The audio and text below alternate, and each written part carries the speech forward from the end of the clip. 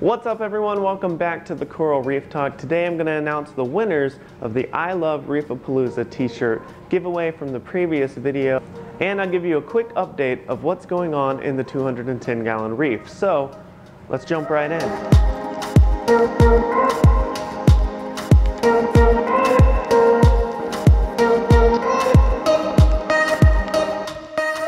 Okay, so the reef tank has been doing kind of okay. There's been a few corals that I've lost and a few things that are doing really well. So let's take a look at what's going on. Now, firsthand you can see this Monopora coral right down here. It's doing really well and it's growing and branching off or extending its caps. You can see quite a bit of them and it's growing really fast, so that's doing really well.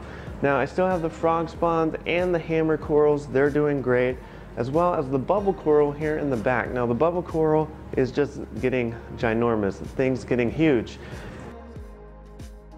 Now if we take a look over here on the right side of the tank, if you're looking at the display, you'll see the anemones at the top there where the skunk clownfish love to hang out. Now the skunks have been spawning eggs in their anemones or near the anemone like every few weeks or so. They're just going crazy, they're loving that spot. And the anemones are really loving the flow with the new mover pumps from Rossmont, just creating a nice random flow pattern for them. And they haven't moved around, they've stayed pretty good up there on that rock. Now, right below them we have the green polyp toadstool leather coral, and that thing is growing really well. It's found where it likes to stay now, and it's just growing, and the polyps are loving the flow in that area. It's a little close to the anemones, and the anemones have moved a little bit whenever I adjusted the water flow. Just for a day they came down the rockwork and they were stinging the toadstool leather, but the toadstool bounced back and it's doing just fine.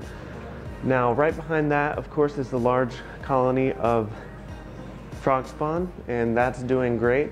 And underneath the toadstool leather I have an SPS coral. It's known as the red planet, and that's been one of the SPS corals I've always wanted to keep, and it's actually growing and spreading nicely, and you can see the polyps are extended and it loves the spot where it's at. I have had some disappointments and some failures and things not go right, as I believe most and all reef aquarists have had happen to them. But I purchased a large Dyalla clam, and if you follow me on Instagram, you could see the photos of its decline. Now, it started off really well, it acclimated to the tank great, but over the course of 4 days or so, under a week, he was already a fancy feast for the fish in my tank. So you have to be careful when you're placing clams in your tank.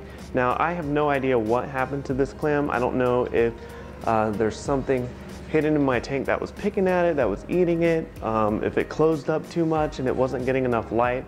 It's still an unsolved mystery, but I plan to get to the bottom of it. Now the tank for the most part is doing fine. All the fish are healthy, all the fish are loving it in the tank. Like I said, those corals that I showed you are doing great, and everything is getting back on track as I've upped my water changes and my maintenance, so I can do a little bit more testing and figure out where things are going wrong or if things are stable and getting them back on track. There's a little bit of cyanobacteria in the tank, but I'm taking care of that as well.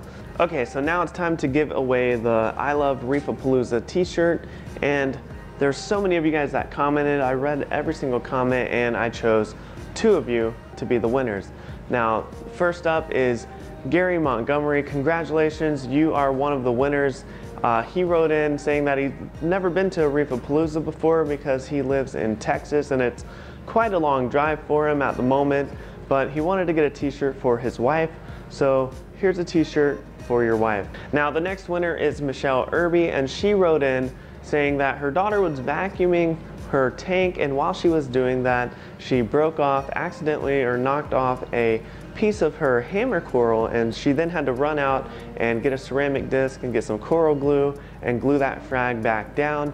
Now she did say she heard it's an easy coral to care for, and it can be. Now if it went through something like that, if the polyps still extend and it's opening back up and it looks okay there, it should do just fine. Just be sure to put it in a spot where nothing's gonna bump it, it's not gonna get messed with, so it can heal if there's any damage for from when it got broken off. Well, congratulations to you, Gary and Michelle, for writing in and for winning the I Love Reefapalooza t-shirt. Let me know where I should ship the t-shirt. Send me a direct message through YouTube. That might be easier to do, and I'll get those shirts shipped out to you.